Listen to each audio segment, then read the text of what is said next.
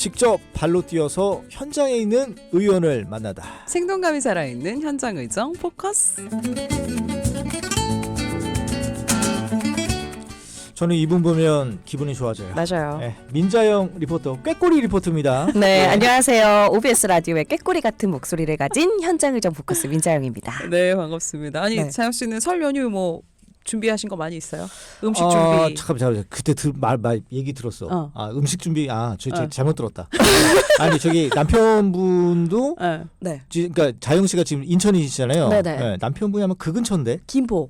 맞아. 네. 네. 그래서 시대 가까워서 뭐. 진짜 가까워서 남편이 가서 이제 요리를 하고 저는 일을 하다가 저녁에 가서 이제 하루 자고 제사 지낼 때만 잠시 며느리 모드 이렇게 할 예정입니다. 와, 멋있다. 코리아 어머니네 진정한. 아, 일 계속 하다가 남편이 요리해 놓으면 예. 가서 잠깐 참석.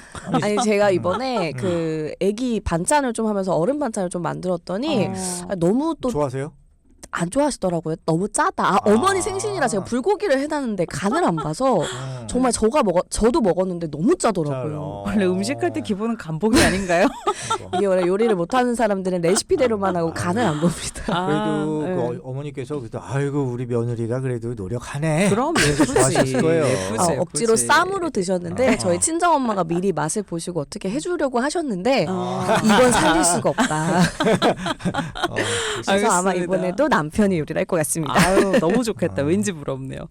오늘 저희가 일 모드로 다시 돌아서서 네. 오늘도 이제 경기도 의회 의원의 이야기 함께 할 텐데 오늘은 어떤 얘기 함께 나눠볼까요? 네, 오늘은 더불어민주당 부천시 제8선거구 박상현 의원의 의정활동 이야기 나눠보겠습니다.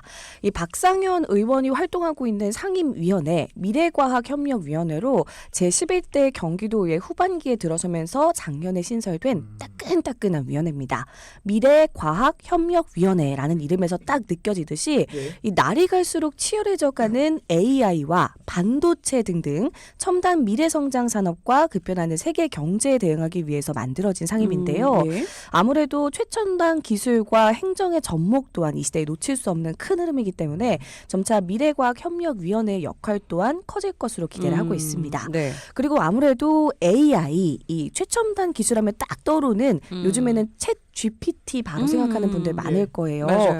AI를 기반으로 해서 대화가 가능한 인공지능 서비스가 바로 이 챗 GPT인데 혹시 두 분은 챗 네. GPT 사용해 본 적 있으세요? 역시 질문이 있으시네요. 그렇죠. 예. 챗 GPT 많이 써요. 네. 진짜로. 언제 쓰세요? 예를 들면 좀 약간 이 영문 같은 거 좀 볼 때 네. 뉘앙스 있잖아. 뉘앙스. 그쵸, 그쵸. 그래서 그때도 말씀드렸지만 챗 GPT한테 막 칭찬을 먼저 해준 다음에 그 영문 두 개를 놓고선 요 차이가 뭐니 이렇게 물어주면 애가 대답을 잘해주더라고요. 네네네. 맞아.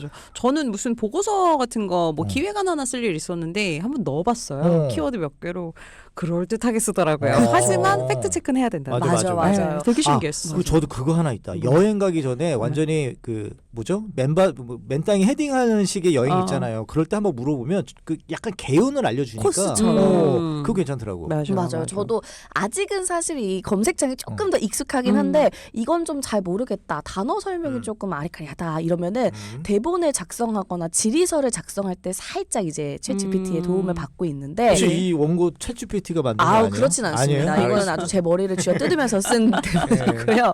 네, 이제 처음에 서비스가 시작될 때보다 확연하게 이야기하는 것도 자연스러워지고 뭔가 진짜 이렇게 대화를 나누다 보면은 생각하고 있는 주체와 대화를 나누고 있는 그러니까요. 느낌이라서 신선한 충격을 받기도 했는데요. 실제로 요즘에 생활 곳곳에서 활용하는 분들도 참 많습니다. 그래서 여기서 박상현 의원은 경기도 행정에 있어 바로 이 AI 기술을 접목해보는 건 어떨까 고민의 시작으로 2025년 올해죠. 실제로 경기도 의회에서 일하고 있는 사람들뿐만 아니라 더 나아가 도민들까지 혜택을 받을 수 있도록 행정 서비스 내 AI의 도입을 어떻게 추진할 수 있을지 계속해서 연구를 해왔다고 합니다.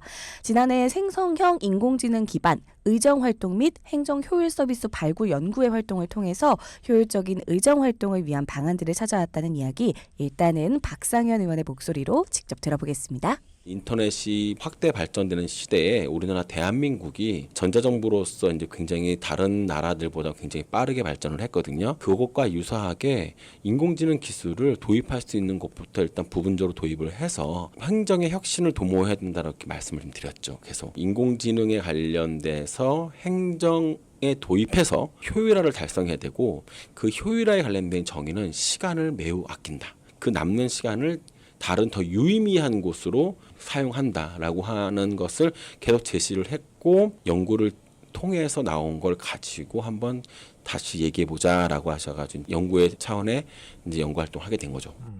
와, 근데 인공지능을 행정에 도입한다. 이거 되게 신선해요. 네네. 그럼 이거 연구에서는 어떤 활동을 하는 겁니까?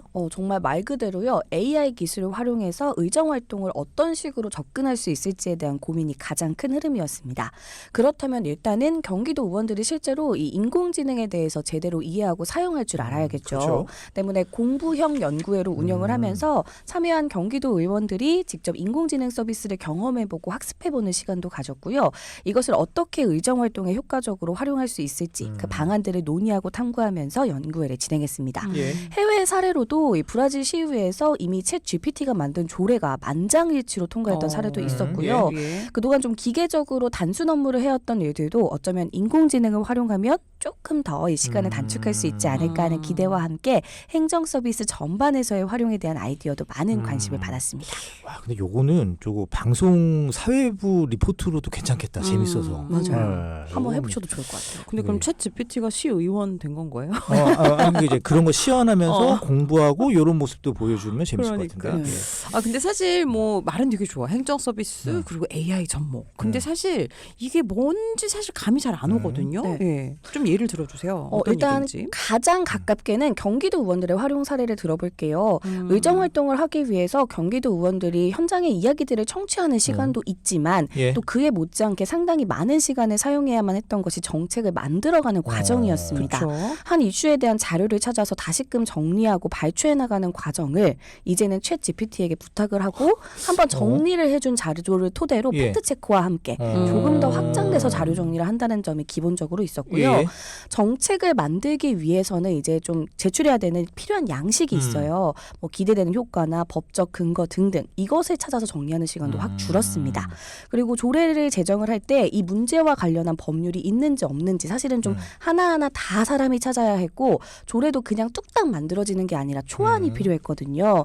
그러면 또 이 초안을 만들어내기 위해서 몇 번의 회의를 거치고 했어야 했는데 뭐 역시나 사람의 최종 확인이 필요하긴 하지만 미숙하게나마 초안을 작성함에 있어서 큰 도움을 주고 있다고 합니다. 예. 덕분에 입법처하고 이야기를 나누는 것도 앞에 상당히 많은 불필요한 단계들이 있었는데 지금은 그 과정이 단축돼서 도민들에게 필요한 조례들을 만들어가는 속도가 정말 빨라졌다고 해요. 그리고 이것은 의정 활동을 하는 경기도 의원뿐만 아니라 경기도를 위해 일하고 있는 직원들, 즉 행정 서비스에도 조금씩 도입이 되면서 많은 효과가 있었다고 합니다. 계속해서 어떤 분야들에 사용이 되는지 박상현 의원의 설명 들어보겠습니다. 일단은 현재 경기도청에서 사용되고 있는 분야는 총 7개에 해당하는 분야가 있어요. 광역버스 노선별 혼잡률 분석. 그럼 그 전에 사람이 버스가 얼마나 다니는지를 직접 세고 카운트하고 분석해서 했던 것은 이제 인공지능이 적절하게 이제 분석을 해주는 거고, 그다음에 환경 오염 배출 시설 인허가 대장 관리, 문서 관리인 거죠. 그다음에 서무 업무 자동화 지역, 예를 들어서 초과 수당, 출장비 뭐 이런 것들에 대해서 일단 단순한 업무부터 일단은 자동화를 하고 있고, 최근에 이제 같이 인터뷰를 해본 결과 담당 과장님하고 100분이 걸릴 일을 10분 이내로 처리하기 때문에 너무 좋다고, 그래서 7개 부서에서 지금 시행하던 것이 시범 서비스로 추진하던 거를 정식 서비스로 도입하게 된다. 그다음 더 많은 걸 발굴하겠죠. 아니 이렇게 AI가 행정 분야에 도입이 되면 좀 궁극적으로 어떤 효과가 있을지 방금도 조금 얘기해 주셨지만 시간 네. 단축 이런 것도 있을 수 있겠고요. 맞아요. 그게 가장 대표적입니다. 단순 업무의 효율화로 인해서 시간이 굉장히 단축이 된다는 건데 이제 앞선 예를 계속해서 말씀을 드리면 조례 제정의 경우 법안을 찾아보고 대조해 보면서 시간이 우리가 생각하는 것보다 정말 상당히 오래 걸렸다고 해요. 그러니까요. 그래서 당장 필요한 조례가 있어도 이 하나의 조례를 만드는 일이 참 벅차기도 했는데 지금은 이 과정에서 AI의 도움을 받으면서 오히려 현장의 이야기를 더 많이 들을 수 있고 또 그것들을 토대로 필요한 정책들을 조금 더 빠르게 만들어낼 수 있습니다. 또 사람이 할 수 있는 일이 있잖아요. 창의적이고 더 중요한 일에 집중을 할 수 있다는 점에서 행정 서비스에서의 AI 효과를 톡톡히 보고 있다는 답변을 들을 수 있었습니다. 네. 이렇게 행정 서비스를 AI를 활용하는 사람, 이 직원들의 어떤 능력에 따라서 좀 다를 수도 있을 것 같아요. 맞아요. 아니 요거를 좀 이렇게 뭐랄까 좀 다루는데 미숙하신 분들에게는 큰 도움도 안 될 것 같기도 그치, 하고. 내가 하는 게 더 빨라 맞아, 이런 맞아. 분들도 계실 수 있고요. 분명히 그럴 수 예, 있습니다. 예. 근데 이제 기본적으로 AI의 활용, 특히나 챗 GPT를 기반으로 하는 인공지능의 경우에는 우리 이제 많이 쓰고 있는 깨똑과 같은 이 메신저를 활용할 수 있는 정도라면 크게 어렵지 않게 사용할 수 있고요. 물론 그럼에도 교육이 필요한 경우들이 좀 있겠죠. 네. 때문에 박상현 의원은 AI 전문가 영입과 부서 간의 협업 체계 구축이 무척이나 필요하다는 이야기를 했고요. 또한 AI 관련 예산의 효율적 배분과 AI 기술 발전 동향 역시 꾸준히 모니터링을 하면서 경기도 정책에 신속하게 반영할 수 있는 체계를 다져나가는 것도 중요하다고 말했습니다. 이번에 이제 앞서 전석구 의원의 발의로 통과한 경기도 인공지능 행정구현에 관련된 조례를 보면요. 큰 내용이 이제 경기도 행정서비스 내 단순 반목 업무를 자동화해야 된다. 그리고 경기도민을 위한 다양한 정책을 발굴해서 인공지능을 활용해야 한다. 또 마지막으로 공무원들은 이러한 인공지능 기술을 활용하기 위해서 반드시 교육을 받아야 된다라는 내용이 포함이 되어 있어요. 때문에 앞으로도 경기도 내 공무원들이 AI를 이해하고 활용할 수 있는 교육 프로그램과 이것을 실제 사용할 수 있는 지원이 진행되는 속도가 더욱 붙을 것으로 보이고요. 작년에 이미 시범 사업들을 통해서 많은 시도가 좀 있었다고 해요. 그래서 올해는 공무원을 넘어 도민들까지도 체감할 수 있도록 활용도를 조금 더 확장할 계획이라고 하는데 박상현 의원의 목소리 직접 들어보시죠. 우리나라는 신청주의거든요. 모든 것들을 신청을 해야지만 그 서비스를 받을 수가 있는 거예요. 기초연금 노인에 관련된 연금을 받기 위해서도 신청을 해야 되고 내 보험금을 받기 위해서도 신청을 해야 되고 실직을 해서 고용보험을 받기 위해서 신청을 해야지만 받을 수 있는 구조거든요. 그 신청주의를 이제 인공지능이 대신 신청해주는 나는 나의 개인정보만 넘기고 개인정보로 이용을 하는 거에 대해 동의만 해주면 나머지는 이제 자동적으로 신청을 이제 자동화시키고 저희는 이제 서비스만 받을 수 있는 시대가 곧 옵니다. 몇 가지 시범 서비스를 시작할 겁니다. 아니 근데 너무 다 좋아요. 이제 시간도 단축해주고 하지만 이렇게 뭔가 최첨단 기술 도입에는 항상 윤리적인 문제들이 이제 꼭 언급이 되잖아요. 그렇죠. 예. 이 부분은 어떻게 해야 할 거래요? 맞아요. 저도 이제 기술의 오류로 인해 피해를 볼 수 있는 사람들이 나올 수도 있는 거고 또 윤리적인 문제 또한 피할 수 없을 것으로 보여서 이 부분을 꼭 물어봐야겠다는 생각이 들었어요. 예. 사실 AI 하면 요즘에 가장 먼저 따라오는 게 딥페이크 문제도 맞아요. 있잖아요. 예. 그래서 개인정보에 대한 보안 등등 이런 AI가 가지고 있는 오류에 대한 문제 경기도에서만 사실은 지금 사용되는 게 아니라 이게 전 세계적으로 사용되는 인공지능 기술이기 때문에 예. 확실히 지금 많은 발전을 통해서 오류의 확률은 좀 다행히 좀 많이 낮아진 상태고요. 그럼에도 남아있는 확률로 인해서 항상 더 상위에서 사람들의 팩트체크와 보안에 대한 확인은 반드시 필요합니다. 그리고 AI가 물론 기술의 발전으로 인해서 다양한 분야의 확장성을 가지고는 있지만 그보다 더 앞서서 AI 산업, 규제가 따라와야 하는 산업이라는 점을 박상현 의원 또한 강력하게 강조했는데요. 이야기 들어보시죠. 윤리적인 문제에 관련된 거나 도덕적인 문제, 잘못 사용됐을 때 경우잖아요. 그럼 윤리적인 문제는 규제를 아주 세게 가야 됩니다. 인공지능도 반드시 규제 산업으로 가야 합니다. 그래서 잘못 사용되거나 오용되거나 남용되는 것들을 방지하고 국가 차원에서 또는 세계적 차원에서 역기능을 최소한도로 할 수 있는 방안들을 반드시 만들어야 됩니다. 안 그러면은 도로에 다니는 자동차들이 어떠한 서로 간의 규칙이나 어떠한 합의나 규제가 없이 그냥 폭주하는 것처럼 바뀔 거예요. 이게 행정 서비스에 AI를 활용한다. 이거 되게 좀 많이 와닿는데 그래도 뭐니 해도 이런 결과물이 이 경기도민들의 삶에 영향을 주느냐 이게 관건 아니겠어요? 네, 맞습니다. 박상현 의원의 이후의 의정활동 계획 역시 조금 더 도민들의 피부에 와닿는 AI 활용에 방점을 두고 있었는데요. 기본적으로 경기도 전체를 보고 행정 혁신을 이루면서 도민 서비스가 강화되는 면이 있다면 이제는 그 안에서 실제로 취약계층들을 위한 정책들이 또 보완이 되어야 합니다. 때문에 사회 취약계층, 장애인 등 복지와 인권 쪽으로 관심을 갖고 어떻게 AI 기술을 이 분야에서 활용할 수 있을지 이제 기술은 언뜻 보면 좀 차갑지만 종국에는 따뜻한 정책을 만들기 위해서 노력하겠다는 이야기를 들을 수 있었습니다. 그리고 또 하나 이 행정 서비스를 사용하는 경기도민들 역시 AI에 대한 기본적인 이해가 필요할 수 있잖아요. 그래서 생성형 인공지능을 활용한 교육에 관련된 지원 조례를 만들어서 실제로 학교에서 이 생성형 인공지능을 사용하는 데 있어서 격차가 생기지 않도록 지속적인 교육을 할 수 있게 될 거고요. 더 나아가서 무분별한 사용이 아니라 어느 정도 규제와 함께 적절한 사용을 할 수 있는 환경을 만들기 위해서 교육 또한 지원할 예정입니다.